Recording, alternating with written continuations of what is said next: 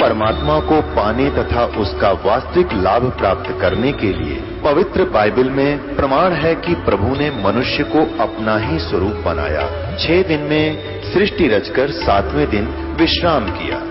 कुरान शरीफ में प्रमाण है कि हजरत मोहम्मद को खुदा स्वयं कह रहे हैं कि मैंने तुम्हें उस परमात्मा की महिमा बताने के लिए भेजा है। वो परमात्मा कबीर है जिसने 6 दिन में सृष्टि रची तथा 7वें दिन तख्त पर जा विराजा। उसकी खबर किसी बाखबर से पूछकर तो देखो। कृपया अवश्य सुनिए जगत गुरु तत्वदर्शी संत रामपाल जी महाराज के अमृत वचन। जैसे एक समय एक चक्रवर्ती राजा था, मानधाता चक्रवर्ती राजा, और उस एक चुनक ऋषि था, ऋषिश्वर, जो ज्ञानी आत्मा जिन वेदों को समझा जैसा कि एक परमात्मा की भक्ति करनी चाहिए और तब भूल के नहीं कराए।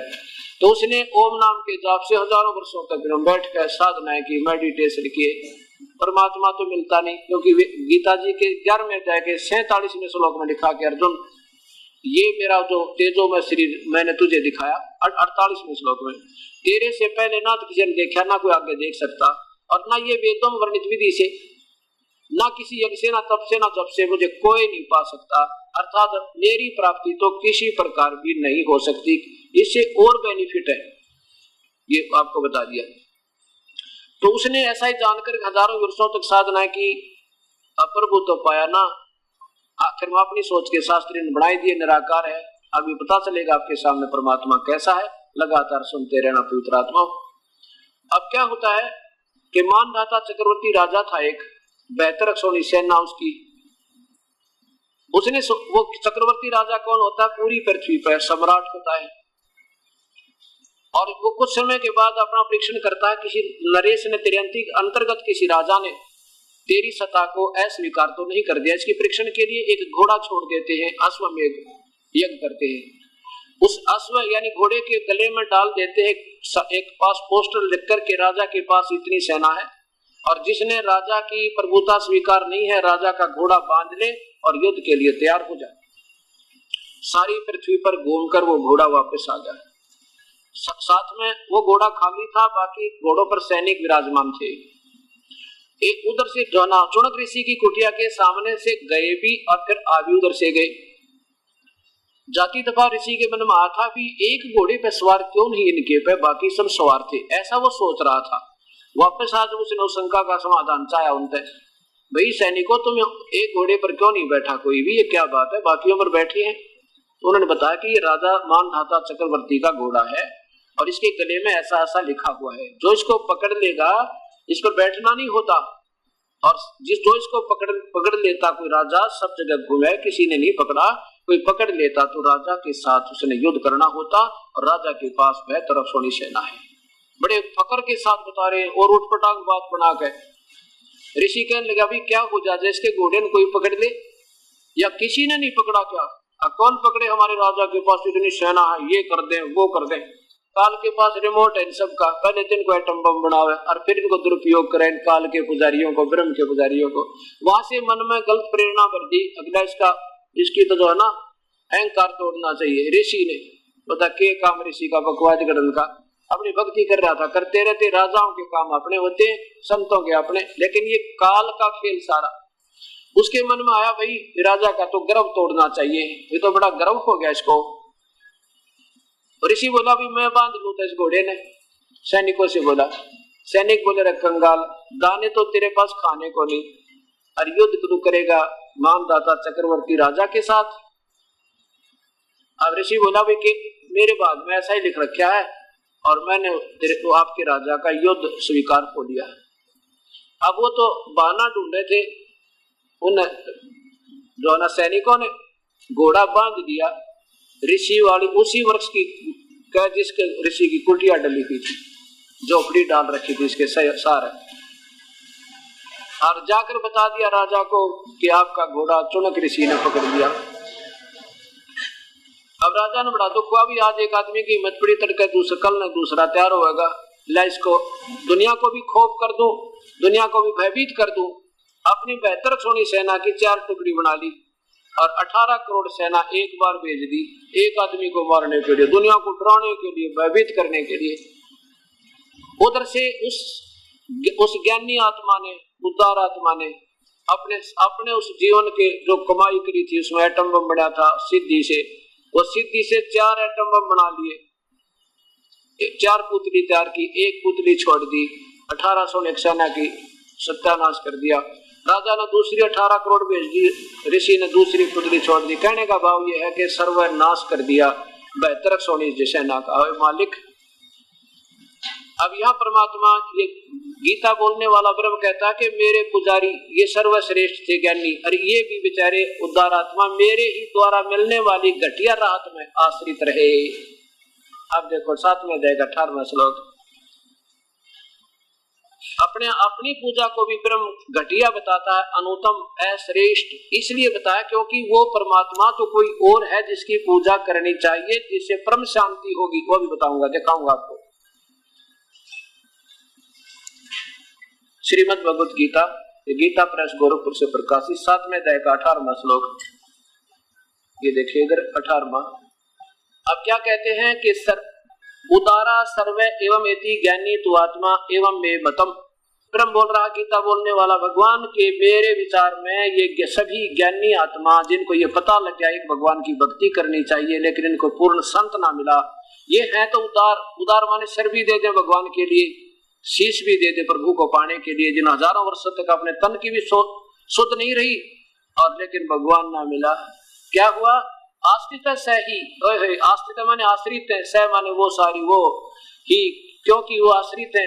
युक्त आत्मा यानी प्रभु में लीन आत्मा, माम एवं अनुत्तमाम गति, मेरी ही घटिया से घटिया, अनुत्तमा माने अति घटिया, गति व्यर्थ, अनुत्तमाम गतिम मेरे वाली घटिया से घटिया राहत में ही आश्रित रहे, क्योंकि इनको परम पिता पूर्ण परमात्मा की भक्ति का मार्ग उस संत से नहीं मिला।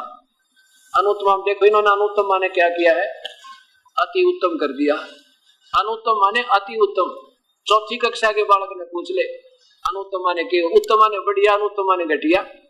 अगर कोई अनुत्तम का विपरीत अर्थ और कहीं आ जाए उसमें परीक्षा में और बच्चा जो उसका अर्थ कर दे, अनुत्तम का अर्थ क्या लिखा, अति उत्तम लिख दे, माने शब्दार्थ आवे, तो उसको क्या मिलेगा? 0। और इन महात्माओं को मिल रहे 100, क्योंकि हम एग्जामिनर कमजोर थे, हम नाम ज्ञान नहीं था। अनुत्तम माने घटिया थे, अति घटिया, अति घटिया लिखना था, बिल्कुल अति अश्रेष्ठ, और यह बात बिगड़ी। अब क्यों? क्योंकि ये भगवान गीता बोलने वाला, यहाँ फैसला होगा 18वें अध्याय के फिर 62वें श्लोक में। कहता है कि अर्जुन, अगर तूने परम शांति चाहिए तो भाई उस परमात्मा की शरण में जा, जिसकी कृपा से तो परम शांति और सतलोक को प्राप्त होगा, मेरी पूजा से नहीं हो सकता। 18वें अध्याय का और ये 62वां श्लोक देखो। ये आज का सत्संग या समापन होगा। हे भारत, सब प्रकार से उस परमेश्वर की शरण में जा। अपनी तो मेरी तो घटिया तो घटिया साधना भाई, और तूने पूर्ण मुक्त होना है तो उस परमेश्वर की शरण में जा। उस परमात्मा की कृपा से ही तू परम शांति और सनातन परम धाम को प्राप्त होगा, यानी वहां चला जाएगा सतलोक में। शाश्वतम स्थान माने सतलोक, सनातन परम धाम, सनातन धाम सतलोक कहो या सचखंड कहो या अमर लोक कहो, वहां जाकर तेरे फिर कभी जन्म मृत्यु नहीं होगी। ये स्पष्ट कर दिया, उस परमात्मा की शरण में जा। ये है वो शास्त्र में जो करना है और नहीं करना है, कर्तव्य और अकर्तव्य की व्यवस्था, कहते शास्त्रीय प्रमाण है भाई, इसके अनुसार करना और नहीं करना। और ये क्या बताते हैं, ये सतलोकी में गाने वाले 4-5 संत लोग, गीता तुम्हारे काम नहीं, इसको छेड़ना भी नहीं, क्योंकि अपना बिराउन नाचा ना जावत आंगन टेढ़ा, वो काम हो गया। अब ये तो हमारी बीए की क्लास की जो ना सिलेबस है, ऋषा के एमए और पीएचडी और जो ना वो करेंगे, प्रभु पाएंगे, वह नौकरी मिलेगी, वो साधन के पूर्ण परमात्मा के मार्ग में, उनके इतिहास में, उनकी वाणी में प्रत्यक्ष प्रमाण है। परम पिता परमात्मा पूर्ण ब्रह्म सारी सृष्टि के रचनहार कुल मालिक कबीर परमेश्वर की असीम रजा से इस पवित्र नगरी नरेला के अंदर ये सत्यनारायण कथा आज प्रारंभ हुई। सत्यनारायण का अर्थ होता है अविनाशी परमेश्वर। सत्य माने अविनाशी, जिसका अस्तित्व कभी समाप्त ना हो, और नारायण मेन भगवान। सत्यनारायण कहो, सत साहिब कहो, अमर पुरुष कहो, सतपुरुष कहो, अकाल मूर्त कहो, चाहे शब्द स्वरूपी राम कहो, वो पूर्ण परमात्मा कबीर परमेश्वर है। उसकी ये अमर कथा, उसकी सच कथा जिस पुण्यात्मा को श्रवण करने के लिए प्राप्त होती है, बहुत ही पुण्यकर्मी प्राणी है वो। कहते हैं सकल पदार्थ है जग माही, और भाग बिना निरपावत नाही। कितना बड़ा ये नगर नरेला है, और इसमें कितनी संगत सत्संग में आ पा रही है। इससे यही तुलसीदास जी की वाणी सिद्ध होती है कि सकल पदार्थ है जग माही, और कर्महीन निरपावत नाही। आज सभी मनुष्य शरीरधारी प्राणियों को प्रभु के सत्संग में आने का समय नहीं है, और अपने पेट के धंधे के लिए, अपनी रोजी रोटी के लिए चाहे कितना कठिन काम क्यों ना करना पड़े, वो तुरंत करने को तैयार हो जाता है। इसका कारण क्या है कि जैसे किसान को ये मालूम होता है कि यदि तू अपने इस कार्य को नहीं करेगा तो तेरे बच्चे भूखे मर जाएंगे, क्योंकि वो सही ज्ञान योग युक्त है। ज्ञान योग युक्त अर्थात ज्ञानी आत्मा। जैसे भक्ति मार्ग के जब हम ज्ञानी हो जाएंगे अर्थात ज्ञान योग युक्त हो जाएंगे, फिर हम इस कार्य को जैसे जमींदार करता है, ऐसे हम अपनी इस भक्ति रूपी फसल को कैसे सफल करेंगे। जैसे जमींदार किसान जनवरी का महीना, ये हरियाणा और दिल्ली, पंजाब, राजस्थान, यूपी का क्षेत्र, जिसमें जनवरी दिसंबर के अंदर कितना भयंकर शीतलहर होती है, कितना जाड़ा होता है। और जब किसान का रात्रि के समय सिंचाई करने का कोई नहर के पानी का नंबर आ जाता है, वो रात्रि के 12 बजे अंधेरी रात्रि में, चाहे ऊपर से कोहरा भी गिर रहा हो, धुंध भी पड़ रही हो, शीत लहर चल रही हो, वो अपने खेत में पहुंच जाता है केवल एक कंबल लेकर। और उस समय अन्य जो प्राणी यानी मनुष्य अपने मकानों के सभी खिड़की और दरवाजे बंद करके, रजाई और ऊपर तक कंबल जोड़ के, और हो सके तो हीटर भी जला करके उस सर्दी से बचने के प्रयत्न कर रहे होते हैं। और वो ज्ञान योग युक्त अर्थात वो सर्वज्ञानी अपने मार्ग का किसान खेत में पहुंच जाता है। वो नहीं परवाह करता तेरे को नमोनिया होगा, वो नहीं परवाह करता तेरे को सर्दी लग जाएगी, क्योंकि उसको ज्ञान होता है कि यदि आज इस कठिन काम को नहीं करूंगा तो कल मेरे हाथ में कुछ नहीं आएगी, ना कोई फसल बनेगी, मेरे बच्चे भूखे मरेंगे और मैं कंगाल हो जाऊंगा।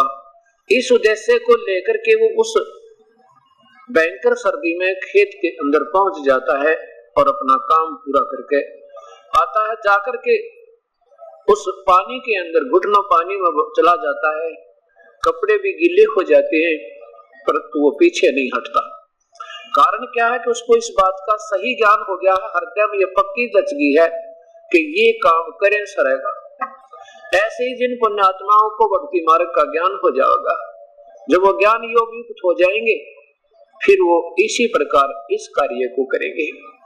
चाहे कोई समाज नाराज हो, चाहे कोई बुरा कहे चाहे भला कहे, और चाहे कोई वैसे किसी कोई आवश्यक कार्य भी हमारा रह जावे, चाहे सर्दी हो या गर्मी हो, फिर हम इसकी कभी परवाह नहीं करेंगे, क्योंकि हम अपनी भक्ति रूपी फसल को फिर पूरा करके मानेंगे, क्योंकि हमें ज्ञान हो जाएगा कि इसके किए बिना काम कभी नहीं चला। इसलिए परमात्मा पूर्ण ब्रह्म कहते हैं, मानुष जन्म पाय गए नहीं रटे हरि नाम, जैसे कुआं जल बिना वही बनवाया क्या कामे। कबीर हरि की भक्ति करो तज विषयों रस चोज, बार बार न पाओगे ये मनुष्य जन्म की मौज।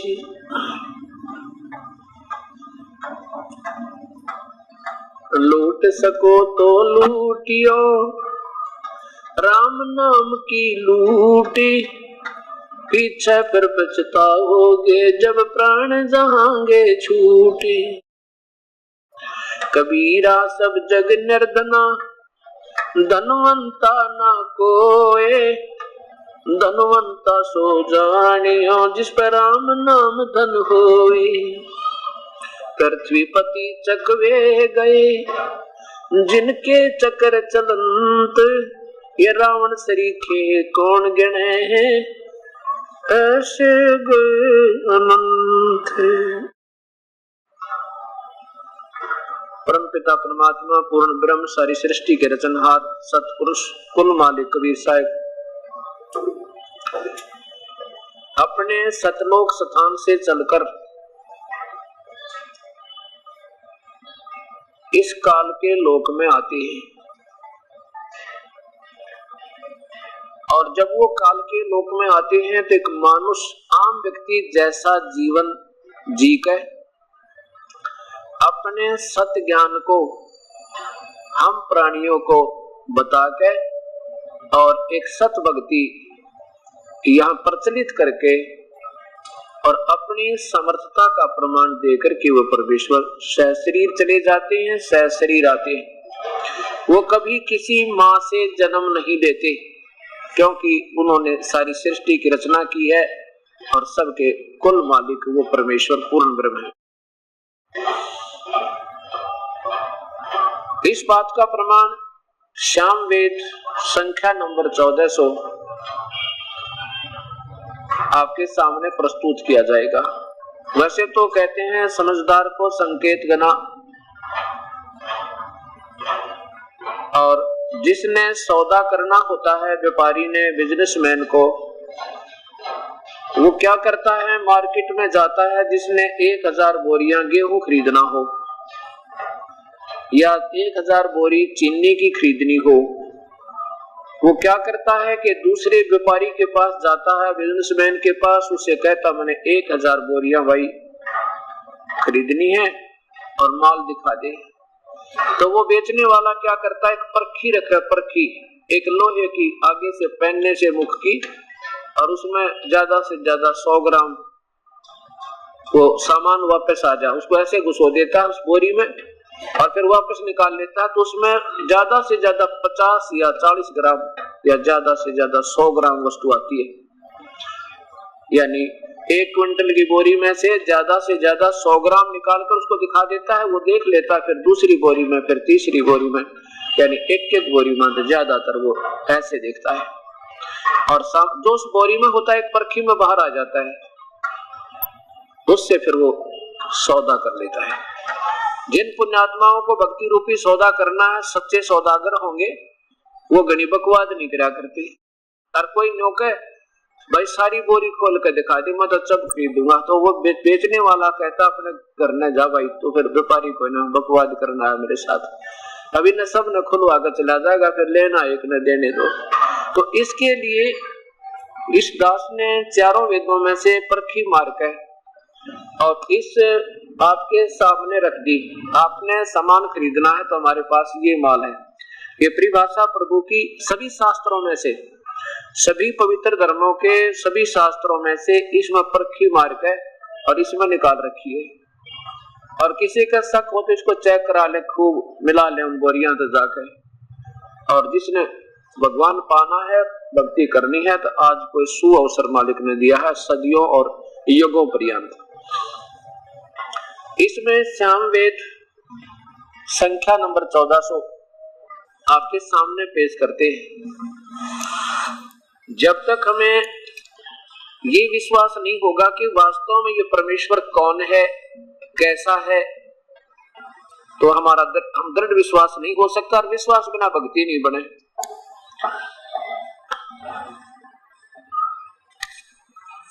अब आपके सामने ये सामवेद जो है भक्ति का वेद है, और इस सामवेद में लगभग कई सैकड़ों स्थान पर कबीर नाम लिखा, परमेश्वर का कबीर नाम। हम उसे कबीर कहने लगे, कबीर।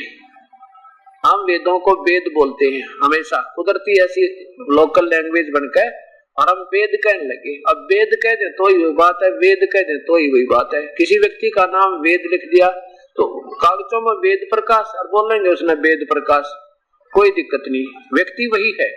तो इसी प्रकार ये वही श्याम, इसको कबीर परमात्मा हुई है।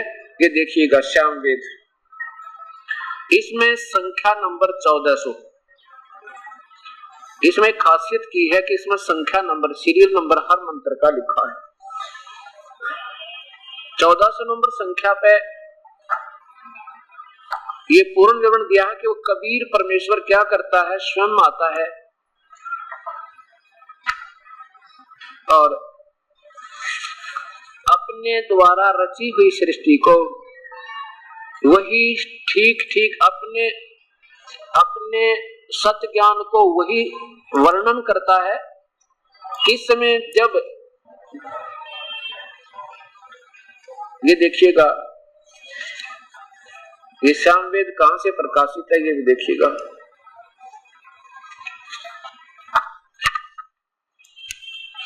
सामवेद भाष्य संपूर्ण, सामवेद हिंदी भाष्य स्वर्गीय पंडित तुलसीराम जी स्वामी कृत, सार्वदेशिक आर्य प्रतिनिधि सभा 3/5 महर्षि दयानंद भवन, आसफ अली रोड, नई दिल्ली, दूरभाष इतना। और ये देखिए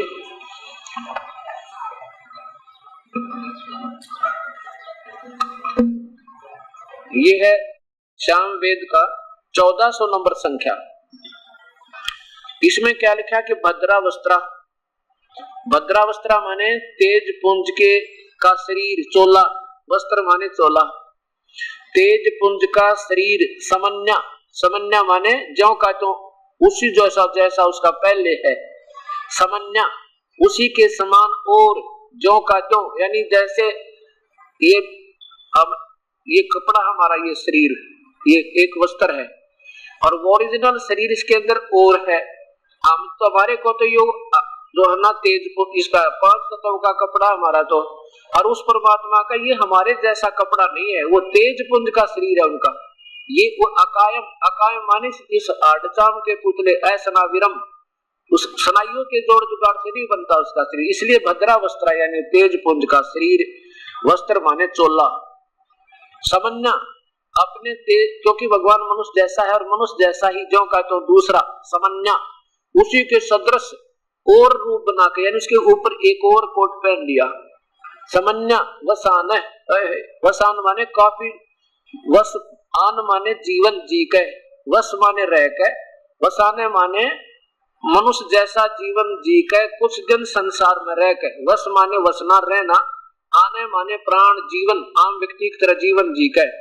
महान कबीर, ये ऊपर रह लगा है छोटा रह, महान कबीर नीवचनानी संसन, वो महान विशाल सतगुरु, गैबी ख्याल विशाल सतगुरु, महान माने विशाल सर्वशक्तिमान कबीर, वो कबीर परमेश्वर। नीवचनानी संसन, नीवचनानी माने अपने लोकोक्तियों के माध्यम से, साधारण भाषा के माध्यम से, संसन माने वर्णन करता है अपना सत्य ज्ञान, अपने ही लोकोक्तियों साधारण भाषा के माध्यम से वर्णन करता है। कब? जिस समय अनजान साधकों के द्वारा जो विचक्षण होते हैं, विचक्षण माने जो चतुर, दिख विद्वान पर ज्ञान कतीनी, उनके द्वारा शास्त्र गुण साधना रूपी पूर्ण परमात्मा की भक्ति ना बताकर अनुपासना रूपी पूयमान, पूयमान माने मवाद है, पूय माने मवाद, पूय मानो मवाद।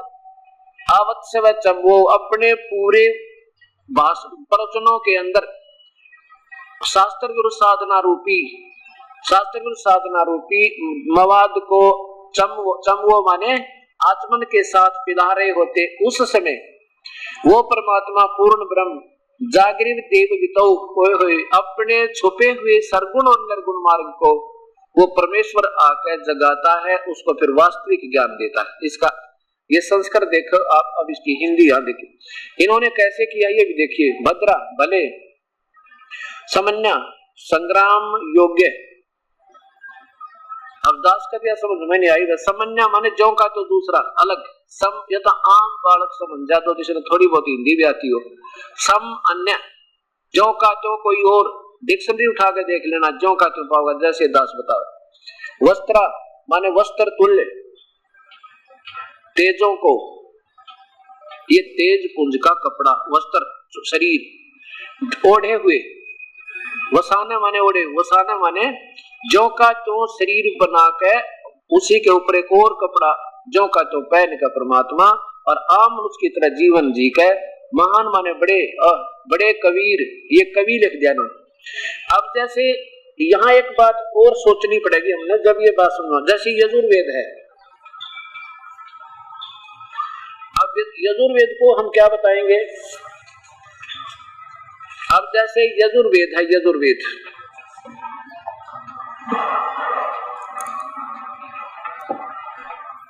अब मान लीजिए हम यजुर्वेद की महिमा गा रहे हैं और इसको अर्घ ये हटा के यहाँ अपसर्ग भी लगा देंगे ना, और कहीं लिखा होगा यजु कर देंगे इसको, तो भी हमने फिर इस पुस्तक के बारे में जानकारी देनी है तो यजु भी लिखा होगा ना कि तो अपसर्ग लगा के तो भी लिखना पड़ेगा ये यजुर्वेद।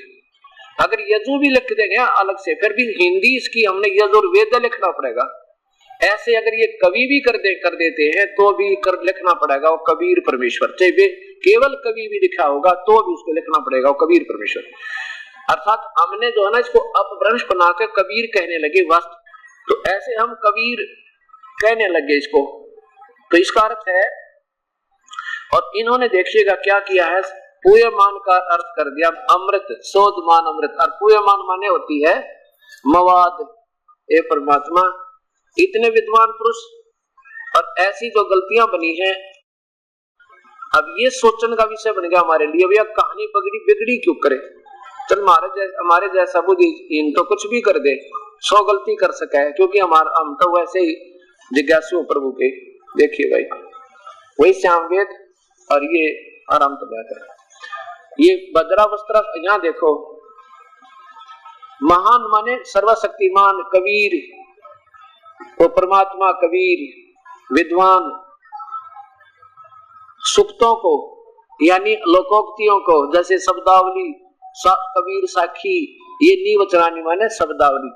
संसन माने पढ़ते हुए वर्णन करना होता है, वर्णन करते हैं लिखते हैं कहना। विचक्षण माने दृष्टा जागृत। आलस्य प्रसाद रहित पुरुष के सम्मान। पूय माने शोधमान सोम, यानी पवित्र अमृत लिख दिया मवाद का। मवाद माने ये सो, पूयमान माने मवाद होता है, वो फोड़े फुंसी से निकला हुआ मवाद, वो राग। और उसका अर्थ महापुरुषों ने शोधमान सोम लिख दिया। देव वितौ यज्ञ में, चमगो धूलोक और पृथ्वी लोक में आवश्य वर प्रवेश करता है। क्या प्रवेश, अब देखो चलो ठीक है हम ज्यादा नहीं इनके टिप्पणी करते हैं, हम आपको दिखाते हैं। हम कहते हैं प्रत्यक्ष को प्रमाण क्या। अब देखिए पूयमान का अर्थ देख लेते हैं पहले, फिर ये बात समझ में आएगी।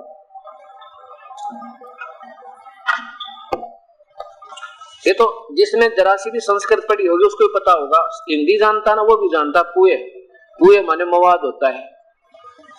और जैसे पवमान, पव या पव माने, पव का अर्थ होता पवन या पवित्र करना, पव माने पवित्र, वो ऐसे पूय माने का अर्थ होता है मवाद। ये देखिएगा हिंदी संस्कृत शब्दकोश, हिंदी संस्कृत शब्दकोश वमन, शिवराम आपटे, ऐसी ऐसी 6 रखी है मेरे पास, लेकिन इसमें तकरीबन सारा ही विवरण है उन सब से मिलता जुलता, उसे अन्य भी काफी वो, इसलिए मैंने इसको सिलेक्ट किया एक को। अब देखो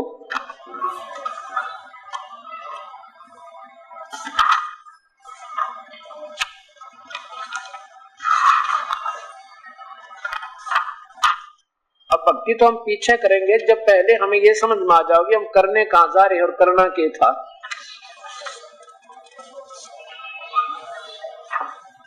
जब ये बात समझ तभी हम कुछ हिम्मत से भी करेंगे और हमारा मन भी लगेगा। अब तो हमें यो नहीं मालूम हम जो कर रहे हैं ये क्या है, इसका वास्तविकता क्या। देखो ये पुए बड़े ऊ की मात्रा ये या पुयम, ये है पुए बड़े ऊ की मात्रा ये या यम, पुए या पुयम। पीप फोड़े या घाव से निकलने वाला मवाद, पीप आना मवाद निकलना। अब इसका अर्थ जैसे इस दास के समझ में ये है कि वो पूर्ण, क्योंकि ये सांकेतिक शब्द ज्यादा होते हैं और इसमें जो है पद्य भाग है, ये जो शास्त्र ये हमारे जैसे चौपाई होती है ना, चौपाई पद्य भाग में, ऐसे ये पद्य भाग है गायन की तरफ होता है। इसमें काफी शब्द सांकेतिक और लुप्त होते हैं। जैसे परमात्मा कबीर साहब के दर्शन के उपरांत गरीबदास जी के अंदर परमात्मा ने वो रजा बख्शी, उनके अंतरात्मा दिव्य दृष्टि खुल गई। तो जब उन्होंने क्या कहा कि जैसे रावण मांगन गया चून ताते लंक वही ब्रोन, अब ये चौपाई टाइप है, ऐसे ये श्लोक है। अब इसका वर्णन तो वही कर सका जिसने रामायण का पूरा ज्ञान हो। राजा राम की कार उलंगी सीता लंक मंझारे, अब इसका क्या अर्थ करें, वैसे तो कोई अर्थ लग ही नहीं सकता। राजा राम की कार उलंगी सीता लंक मंझारे, अब आम व्यक्ति तो इसका सलाह कर नहीं सकता जिसने रामायण का ज्ञान नहीं। तो क्या कहा कि जैसे श्री रामचंद्र जी की आज्ञा हुई थी लक्ष्मण को कि या तो तू आना नहीं मेरे पीछे, ये मारिच एक मृग की तलाश में मैं जा रहा हूं, और आए तो इसको चारों तरफ एक पक्की परिक्रमा देकर आना। और इससे फिर क्या होगा, इस मंत्र के बोल के ये रेखा खींच देना जिससे ये अंदर नहीं कोई हिंसक पशु या पक्षी या मनुष्य कोई नहीं जा सकेगा सीता के पास। अब क्या किया कि जब अब हम क्या समझते हैं कि लक्ष्मण ने रेखा खींची, आदेश श्री राम का था। यहाँ बोलने वाले ने सर्वज्ञ है ये मालिक और हम अल्पज्ञ हैं, हम इसको केवल उनकी रजा से समझ सकते। ऐसे ये श्लोक सुधार वेद सामने सुलझाने पड़ेंगे कि राजा राम की कारों लगी, और कोई नो गानी कार तो उसने रेखा, कार माने रेखा तो लक्ष्मण ने की थी, और सीता लंक में जा रहे। अब सीता लंक में थोड़ी थी, वो तो वहां थी चतुर्कुटी में। अगर आम व्यक्ति ऐसे सोचेगा नहीं, इनका कहने का भाव देखना, ऐसे ही वेद है कि श्री रामचंद्र जी के आदेश से लक्ष्मण ने एक रेखा खींची थी, कार दी थी, और सीता जी ने राम की उस कार का रेखा का उल्लंघन कर दिया तो लंका में पहुंच गई। कई शब्द नहीं लिखा इन्होंने, क्योंकि ये पद भाग जो है इसमें फिर गायन का भी हिसाब रखना पड़ता है, कौन सा राग का हिसाब रखना पड़ता है। ऐसे ही वेद है। तो इसमें जो सामवेद में भी किया है तो ऐसे किया है कि वो पूर्ण परमात्मा कबीर अपना तेज पुंज का एक और ज्यों का त्यों समन्या, वैसा ही दूसरा माने वैसे तो वास्तविक शरीर में का इतना तेजों में है, करोड़ सूर्य मिला दे, करोड़ चंद्रमा, एक रोमकूप का प्रकाश तो भी फीका पड़े। अब वो अगर नौकानु यहाँ आ जाए तो किसी ने कुछ दिखाई ना दे, तो उसके ऊपर एक हल्के तेज पुंज का और कोट और पहन के, और वो भी नाड़ी नूड़ी के जोड़ जुगाड़ से नहीं बना होता, वो अकायम असनाविरम, ये हमारे जैसी काया नहीं है, नाड़ी के जोड़ जुगड़ से नहीं बना उनका, वो तेज पुंज का होता है। क्या अर्थ बनाया है कि वो पूर्ण परमात्मा कबीर परमेश्वर अपना ही दूसरा रूप बना के कुछ समय वस आने माने वस माने वस के, आन माने मनुष्य की तरह जीवन जी के, कुछ समय मनुष्य के जैसा जीवन जीकर रहकर आम व्यक्ति जैसा लक्षण दिखा के और अपने सत्ज्ञान को संसन नीवचनानी संसन लोकोक्तियों के माध्यम से वर्णन करता है। और उस समय इन विचक्षण माने चतुर संतों के द्वारा दिखे तो विद्वान पर विदुता निकट भी नहीं होती। उनके द्वारा एक पूर्ण परमात्मा पूर्ण ब्रह्म सतपुरुष की साधना ना बता के आन उपासना अन्य परब्रह्म ब्रह्म देवी देवता नीचे तेंगे ये पूजाएं रूपी मवाद को अमृत के स्थान पे पूर्ण परमात्मा की भक्ति तो अमृत और आन उपासना एक परमात्मा की भक्ति छोड़ के कहते हैं पूयम। पूय माने मवाद, चम वो आवत समय माने पूरे अपने प्रवचनों के माध्यम से, चम वो माने आदर के साथ पिला रहे होते हैं, आचमन करा रहे होते हैं, न्यू करके मंत्र बोल के नगर प्याना था अमृत और वो मवाद पिला रहे और बोली आत्मान जान के क्रम पीना पड़ा भाई क्योंकि संत जन है ये सही बता रहे होंगे। इससे जो है और ज्यादा क्या भगवान हमें कहेगा उन अज्ञानी प्राणियों के लिए जो इस जीवन प्यारी आत्माओं के मानव शरीर को और कैसे बर्बाद कर रहे हैं। कहते उस समय वो परमेश्वर आता है और अपने सतज्ञान रूपी छुपे हुए अपने ही वित्त माने धन को खजाने को और जगा कर चला जाता है, जगाता है। इसका सीधा अर्थ बने तो यही दास कहना चाहता था कि वो परमात्मा कबीर है जो अपने सतज्ञान को आप ही आता है, आप ही बताता है और आप ही भक्त, आप ही दास और आप ही परमात्मा का रोल करता है। अब सबसे बड़ा प्रश्न ये होता है कि वो परमात्मा जैसे अभी तक सभी संतों की महापुरुषों की व्याख्या है कि परमात्मा तो निराकार है, उसका कोई आकार नहीं। अब वो किन की व्याख्या है? जो दिखे विद्वान पर उनकी भक्ति साधना ठीक नहीं, उनको आप ज्ञान नहीं। किसी भी महापुरुष की आप उठाकर देखिए, किसी भी महापुरुष की वो क्या बताते हैं कि परमात्मा निराकार है और वेद बताते हैं परमात्मा साकार है, मनुष्य जैसा है। पवित्र गीता जी, पवित्र बाइबल, पवित्र कुरान शरीफ, पवित्र गुरु ग्रंथ साहिब और पवित्र चारों वेद स्पष्ट वर्णन करते हैं और कि वो परमात्मा मनुष्य जैसा है, उसका तेजोमय शरीर है और वो परमात्मा उसका नाम कबीर है। अब वो परमेश्वर आता है, वो क्या बताता है? एक समय की बात है, एक धर्मदास नाम के बहुत बड़े सेठ बांधवगढ़ के रहने वाले थे। अब जैसे परमात्मा की तलाश इस प्यारी आत्मा को उसी समय से है जब से ये नीचे उससे बिछुड़ कर आई है। जब से ये उससे बिछुड़ कर आई है तभी से उसकी तलाश है और जब तक ये उससे नहीं मिलेगी इसकी प्यास बुझ नहीं सकती। चाहे यहाँ पर कितना धन हो जावे और चाहे कितना ये संतान हो जावे, चाहे किसी प्रकार का भी सुख ये महसूस करे, तो उसे जब तक ये अपने मूल मालिक से आत्मा नहीं मिलेगी तब तक इसको कोई सुख, चाहे कितना ही सुखी दिखाई है, परंतु इसकी तसल्ली नहीं हो सकती। वो प्यारी आत्मा आदरणीय श्री धर्मदास जी वैश्य जाति में यानी वैश्य कुल में उसका जन्म बनिया था।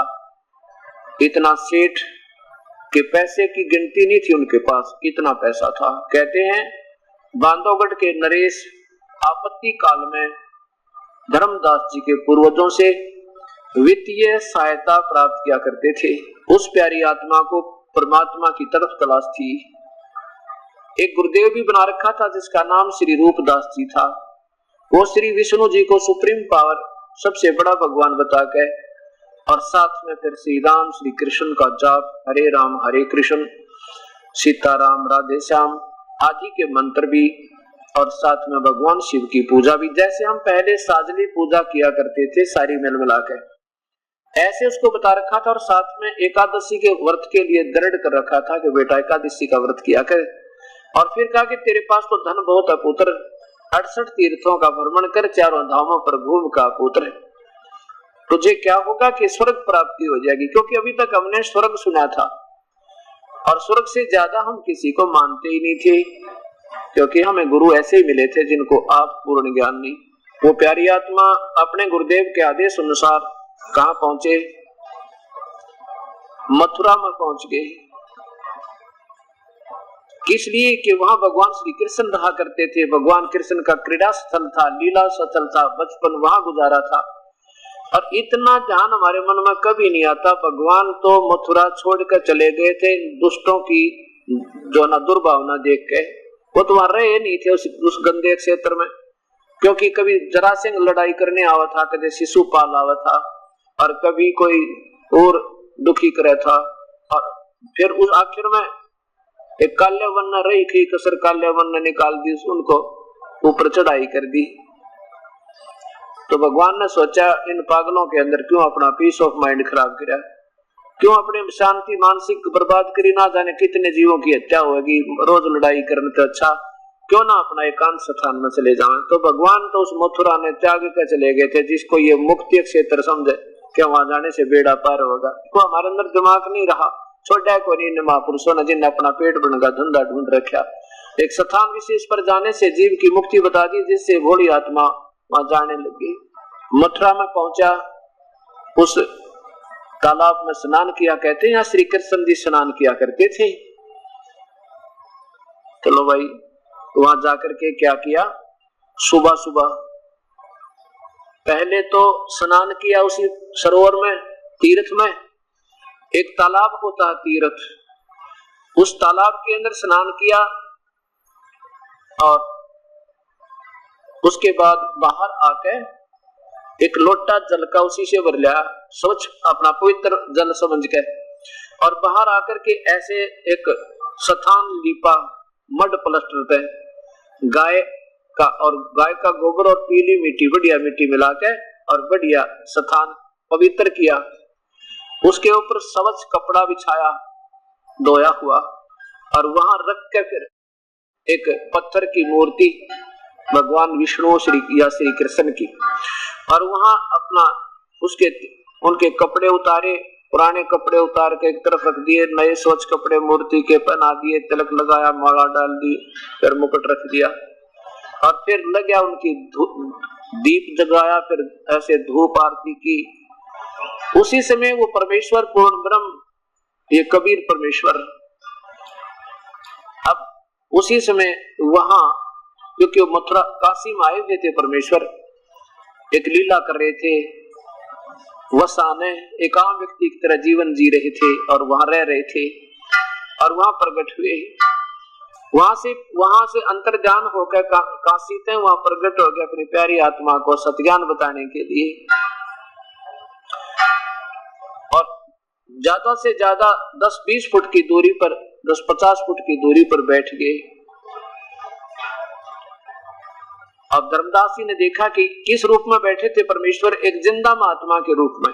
जिंदा महात्मा मुसलमानों में होते हैं, ऊपर एक काला सा टोप होता है, ऐसे कपड़े से कपड़ा ऊंचा चौटा होता है, लंबा गोल गोल सा, और एक पूरा ओवरकोट काला सा घुटनों से नीचे तक का पहन कर, और उसको जिंदा महात्मा मुसलमानों में होते हैं, जिंदा महात्मा कहते हैं।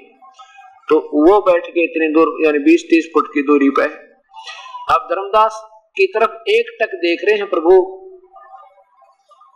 धर्मदास देख रहा है कि ये मुसलमान तेरी क्रिया को बड़े प्रेम पूर्वक देख रहा है, हो सकता भक्ति का जिज्ञासु हो, और ऊंचे ऊंचे स्वर में गीता जी का पाठ करने लग गया, बहुत प्यार से और अच्छी लय लगा के। अब कबीर साहब जब उसने सारी क्रिया कर ली, जब कबीर परमेश्वर अपनी प्यारी आत्मा को चरणों में लेने के लिए क्या कहते हैं, अपने आप को एक बुद्धिहीन, ज्ञानहीन और भक्तिहीन बताते हैं। क्या कहते हैं, उस आत्मा को जिसको नरक से निकालना चाह रहे थे उसको महात्मा कहते हैं। हे परमात्मा, हे दयालु, क्या कहते हैं कि हे वैष्णव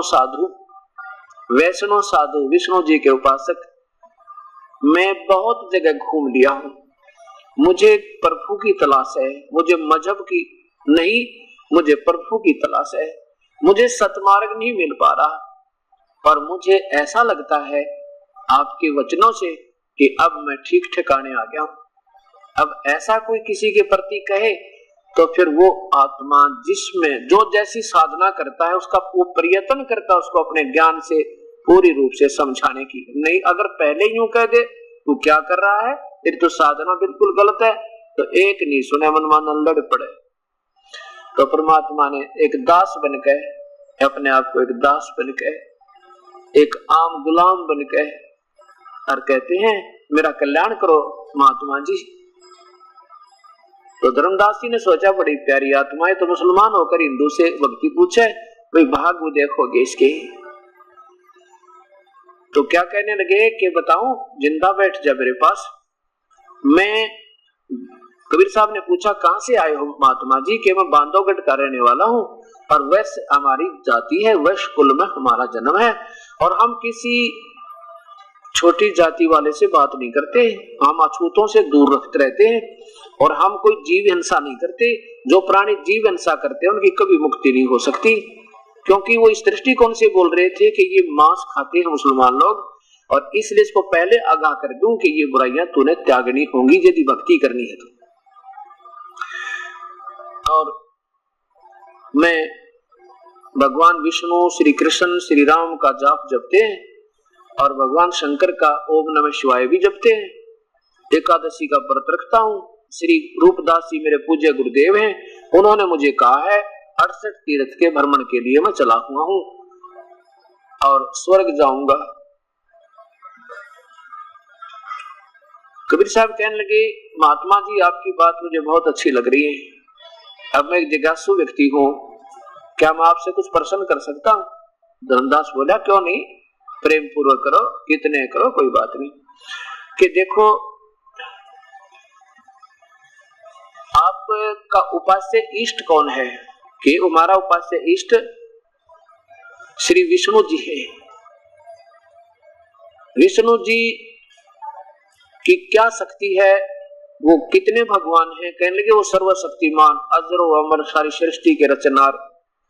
कबीर साहब ने पूछा क्या उनके माता पिता भी हैं क्या? कि नहीं, वो तो अजरो अमर है, उनके कोई माता पिता नहीं, सब ब्रह्मांडों के रचनार कुल मालिक हैं, और वो तो अजरो अविनाशी परमात्मा सत्यनारायण है।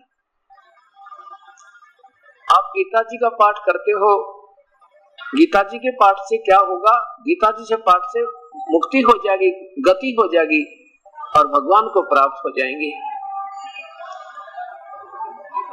कबीर साहब कहने लगे देखो महात्मा जी मेरे मन में थोड़ी शंका आती है, नाराज ना होना, लेकिन पूछूंगा अवश्य, मैंने जब आपको गुरु बनाना है तो धर्मदास जी कहने लगे देखो मैं बता दूंगा, समझा दूंगा, लेकिन गुरु तो मैं नहीं बनूंगा, लेकिन अपने गुरुदेव से नाम तुझे जरूर दिला दूंगा। कबीर साहब बोले बहुत अच्छा, धन्यवाद होगा मेरा जो आप ऐसे मेरे पर मेहर करोगे।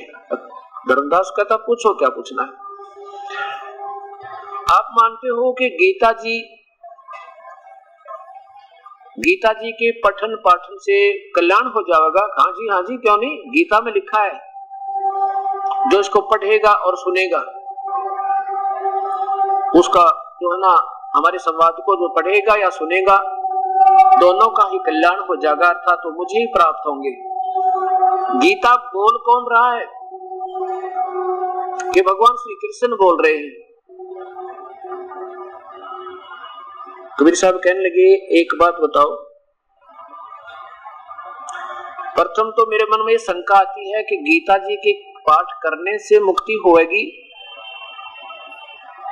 मेरे मन में ऐसा आता है जैसे एक किसान अपने पुत्र को, जो पुत्र एक किसान था उसकी वृद्ध अवस्था में पुत्र प्राप्त हुआ, जब किसान की 60-65 साल की आयु थी तब पुत्र की 10-12 वर्ष की उम्र थी।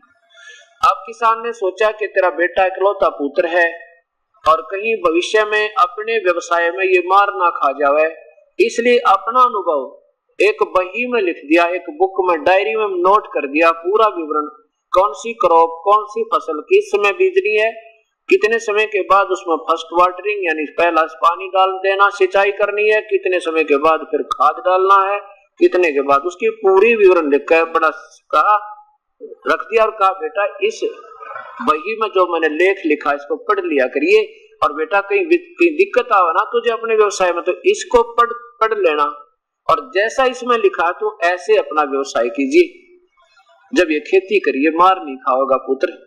अच्छा पिताजी। अब धर्मदास एक बात बता, उस पिता की मृत्यु के उपरांत और वो पुत्र क्या करे, उस रोजाना सुबह सुबह दीप और धूप जगा के अच्छे स्थान पर बैठकर, और उसमें जो लिखा है ऐसे पढ़ ले। पिताजी ने लिखा है कि गेहूं की फसल का सीजन इतने इतने से इतने समय तक होता है, उसमें इतने बार पानी डालना होता है, उसमें ऐसा करना होता है। वाह जी वाह, क्या बात कही। और फिर आदर के साथ तय करके रख दे, और ऐसे करे नहीं जो उसमें लिखा है, तो क्या वो फसल हो जाएगी, या वो धनी होगा या कंगाल होगा। धर्मदास ने तो सियाना था, बनिया था, दिमाग था, ने बोला जी उसमें क्या था, वो तो ऐसे करना ही पड़ेगा जैसे उसका पिताजी बताया था। तो ऐसे ही भगवान ने गीता में लिखा है कि अर्जुन 16वें अध्याय के 23वें और 24वें श्लोक में कि जो शास्त्र विधि को त्याग कर मनमानी पूजा करता है, और वो न तो परम गति को प्राप्त हो, ना उसको सिद्धि हो, ना कोई सुख हो। इसलिए तेरे कर्तव्य और कर्तव्य की अवस्था में केवल शास्त्र ही प्रमाण है, और दूसरी बात नहीं। ऐसे ही करना। कहने का भाव ये है भगवान का गीता में कि मैंने जो संदेश दिया है इसको कोई पढ़ेगा और सुनाएगा और फिर ऐसे करेगा तो भाई मेरे पास यानी उसको लाभ होगा, और केवल गीता के पाठ से मुझे तो दस्ता नहीं लाभ होगा। वैसे तो किसी भी, जैसे ये पवित्र शास्त्र हैं, जैसे पवित्र कुरान, पवित्र बाइबल जी, पवित्र कुरान शरीफ, यानी पवित्र चारों कुरान और पवित्र चारों वेद, पवित्र गुरु ग्रंथ साहिब, पवित्र गीता जी, इनमें से आप मान लीजिए कोई श्लोक निकाल लें, उसकी आरती बना लो, उसमें पठन पाठन करो, उसे नित्य नेम कहते हैं। जैसे गुरु ग्रंथ साहिब से कुछ वाणी निकाल के नित्य पाठ कर लेते हैं, ऐसे ही गीता का रोज पाठ कर ले, या वेदों में से कुछ श्लोक निकाल के उसका ओम भर्गवः स्वः तत्सवितुर्य बना लिया, ये तो। और ऐसे कुरान शरीफ में तो 5 बार की नमाज बना ली, ऐसे ही पवित्र बाइबल से प्रेयर बना ली। इनसे लाभ तो होगा। कैसे लाभ होगा? जैसे उनके पढ़ने से हमें ये ज्ञान होगा कि क्या करें क्या ना करें। ये रोज इसलिए बताया कि एक बार देख लेना आदमी का, जैसे हम नित्य पाठ करते हैं, नित्य नियम, तो क्या लिखा परमात्मा ने? सुमरण से भला होवेगा, ना तो भला ना होवे। अब फिर हमारे दिल में दख से ही होना चाहिए कि इसको पूरा करके सुमरण करेंगे, क्योंकि भगवान ने लिखा है कि कहता हूं कि जा तू सुनता है सबको, और वही भजन तो भला होगा, ना तो भला नहीं होए। फिर उसमें लिखा है गुरु बिन माला फेरते, गुरु बिन देते दाने, गुरु बिन दोनों निष्फल हैं, चाहे पूछो वेद पुराण। तो ऐसे करना है जो उसमें संकेत है। रोज पढ़ने का अर्थ ये नहीं है पढ़ ले और करे उसके विपरीत, तो पढ़ा और ना पढ़ा व्यर्थ है। इनकी रोजाना पाठ से आपको ज्ञान यज्ञ का लाभ होगा। ये ज्ञान यज्ञ 5 यज्ञ होती है। एक यज्ञ है धर्म की, जैसे यहाँ ये सदा पर चल रहा परमेश्वर का ये भंडारा चल रहा है, इसमें किसी के 10 रुपए, किसी के 100 रुपए, किसी के 1000, किसी के 20,000, किसी के 50,000, और इसमें ये खंड भंडारा चल रहा है। ये धर्म यज्ञ, और साथ में ये आवन यज्ञ, क्योंकि जोत जला भगवान की, देसी घी की, मोटी बात की। 3 दिन में लगभग इसमें 100 किलो, 4 दिन में लगभग इसमें 2 किलो घी प्रयोग हो जाएगा। और फिर यहाँ प्रणाम यज्ञ, जैसे दंडवत प्रणाम करें अपने परमेश्वर के लिए, अपने अहंकार रूपी राक्षस को तोड़ने के लिए। और एक यज्ञ धर्म की, जैसे भंडारा चल रहा है, प्रसाद वितरित होता है, धर्म यज्ञ। और दूसरी यज्ञ ध्यान, हमारा जब सत्संग में आते हैं परमात्मा में चित्त हटता है नहीं, रह कर याद आता है परमात्मा, हे ईश्वर कहाँ फंस गया क्या इस काल के जाल में। और फिर हमारा ध्यान, मेडिटेशन, सहज ध्यान, संतों का मार्ग सहज ध्यान है, हठ योग नहीं। ये कान दाब के, आंख बोझ के, ये तो हठ योग है। कबीर साहब कहते हैं ये नहीं हमारा ध्यान, हमारी सहज ध्यान है, सहज समाधि है। कैसे कि संतो मुझे सो सतगुरु मन, सो सतगुरु संत कहावे, कहते हैं इन नैनन दर्श करावे, इन परमात्मा के नैनन अलख लखावे, जो कहते आंख खुलियो और परमात्मा के दर्शन हो जा, मुझे ऐसा संत जावे। कहते हैं द्वार ना मुंदे, ये आंख कान बंद ना करे, नाक नहीं बंद करे, आंख नहीं बंद करे, और ना अनद उड़ जावे, इस अनद में नहीं उड़ जावे, ध्यान लगा के तो देखी सुनी कुछ। हाँ, ये आवाज है, ये परमात्मा की प्राप्ति। और देखा प्रकाश आंख दाब के, इसने कभी दाब लो इसमें प्रकाश, क्योंकि परमात्मा के रिफ्लेक्टेड प्रकाश से ये दिन का तो प्रकाश ही देता है। इनमें तो प्रकाश है तो ठीक है, नांदे हो जाएंगे, ना होगा तो उसमें। तो कहने का भाव इससे मुक्ति नहीं, ऐसा संत मुझे नहीं चाहिए। वो ध्यान का मार्ग कैसा है, जैसे हम आपको याद दिलाते हैं उस परम पिता के बारे में, उसकी महिमा का गुणगान कर रहे हैं, और उसकी महिमा की गुणगान करने से आपको उसकी इच्छा, उसकी हार्दिक इच्छा बन जाएगी प्राप्त होने की।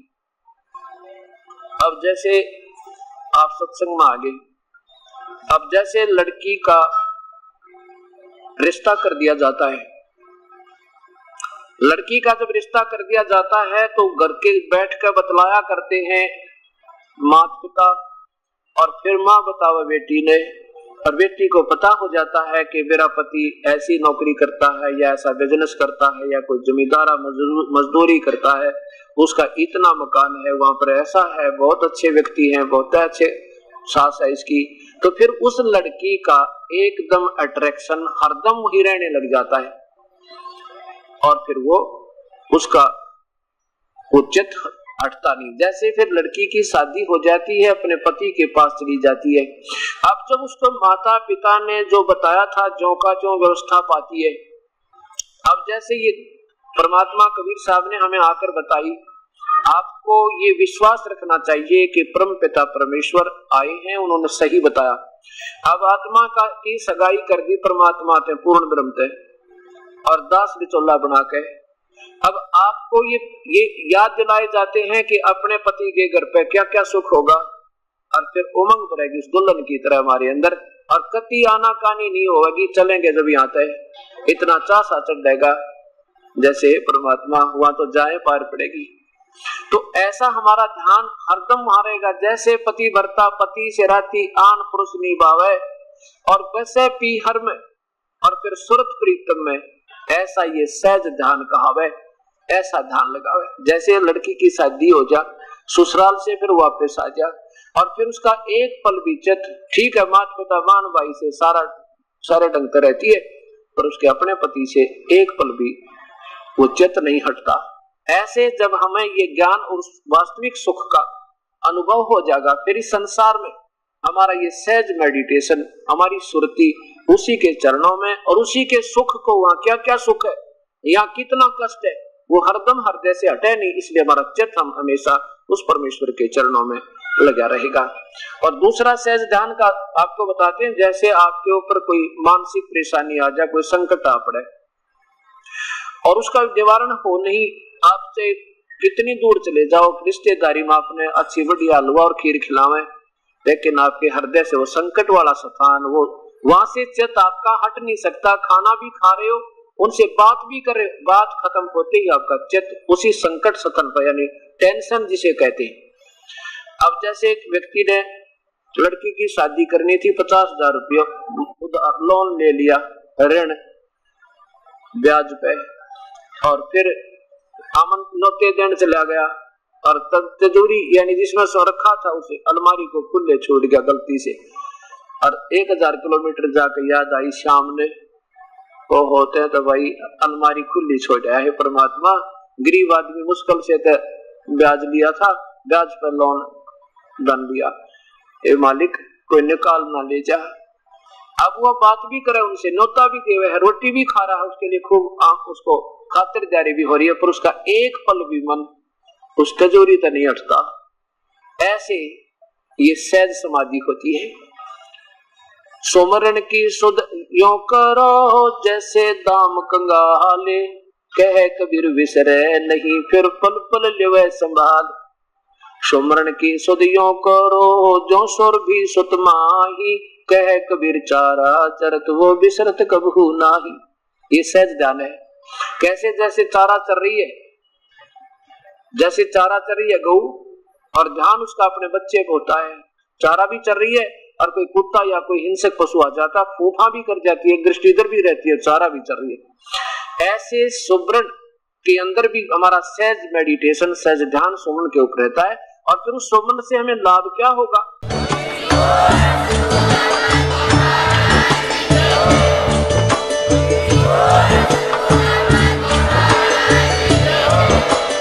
आप आप सुन रहे थे जगत गुरु तत्वदर्शी संत रामपाल जी महाराज जी के मंगल प्रवचन। अधिक जानकारी के लिए विजिट कीजिए हमारी वेबसाइट www.jagatgururampalji.org। संत रामपाल जी महाराज जी के शुभ आशीर्वाद से पूरे विश्व भर में 500 से भी ज्यादा नाम दीक्षा केंद्र हैं, जिन पर संत रामपाल जी महाराज जी द्वारा ऑनलाइन निशुल्क नाम दीक्षा दी जा रही है। अपने नजदीकी नाम दीक्षा केंद्र का पता करने के लिए संपर्क करें 8222880541।